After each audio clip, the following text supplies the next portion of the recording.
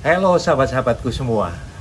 Saya yakin banyak yang kaget sekali mendengar apa yang dikatakan oleh Presiden Jokowi pada tanggal 7 Mei yang lalu. Sampai ditemukannya vaksin yang efektif, kita harus hidup berdamai dengan COVID untuk beberapa waktu ke depan. Berdamai memiliki arti yang luas, tetapi saya yakin apa yang dimaksudkan oleh Presiden Jokowi adalah kita harus siap untuk hidup berdampingan dengan COVID-19. Data resmi di Indonesia menunjukkan sudah lebih dari 23.000 orang terinfeksi dan lebih dari 1.400 orang meninggal dunia. Dan pertanyaannya adalah bahwa kapan COVID-19 ini akan berakhir? Dapatkah COVID-19 ini 100% bisa lenyap dari muka bumi? Seperti apakah kehidupan kita setelah COVID-19 nanti berakhir? Dan apa saja yang akan berubah? Ada banyak skenario tentang kapan COVID-19 akan berakhir, tetapi saya tidak akan membahas hal ini.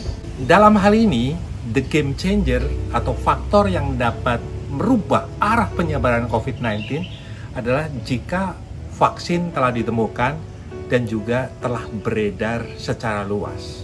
Tetapi sampai saat ini, riset yang dilakukan oleh berbagai negara juga belum usai. Dengan demikian, maka sebaiknya kita harus berhenti berteriak, kapan pandemik ini akan berakhir? Saya bosan sudah terkurung setiap hari di rumah. Saya sudah lama tidak ngopi bersama dengan teman-teman. Dan juga saya sudah begitu lama tidak pernah reunian lagi. Ada yang lebih penting tentunya, yaitu kapan manusia bisa beradaptasi dan hidup normal berdampingan dengan COVID-19. Ya persis seperti kita sudah terbiasa berdampingan dengan flu biasa, yaitu ada batuk, pilek, juga diare, demam berdarah, dan lain sebagainya. Dunia bisnis tidak boleh terlalu lama ditutup, karena perekonomian pasti akan makin hancur. Cepat atau lambat, kita semua harus siap untuk hidup under the new normal. Karena kita bakal terus berdampingan dengan COVID-19. Berikut ini adalah beberapa hal yang akan berubah under the new normal. Yang pertama adalah lifestyle. Bersiaplah, kita bakal seperti orang-orang di Jepang yang setiap keluar rumah akan selalu bermasker, sehingga masker sudah menjadi kebutuhan pokok dan setiap rumah akan memiliki stok masker. Manusia akan terbiasa menyediakan waktu untuk olahraga, rajin cuci tangan, dan juga menjaga jarak aman. Yang kedua adalah business meeting.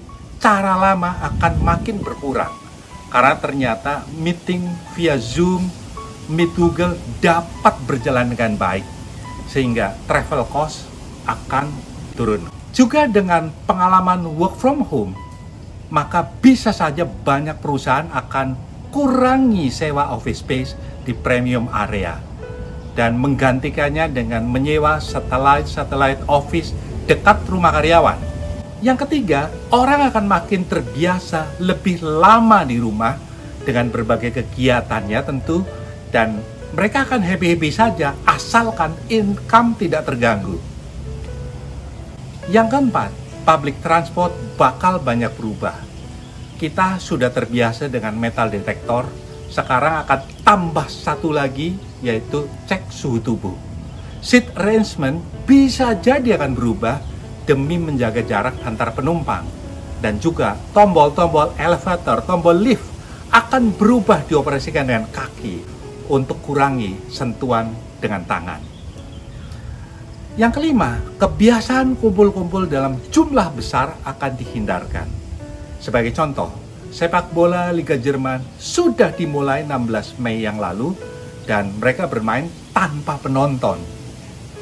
Saya yakin acara-acara reuni, pernikahan, seminar, dan training-training pasti akan mengalami banyak perubahan. Hal keenam, online bisnis akan makin berkembang karena masyarakat sudah makin terbiasa untuk membeli segala kebutuhan via online.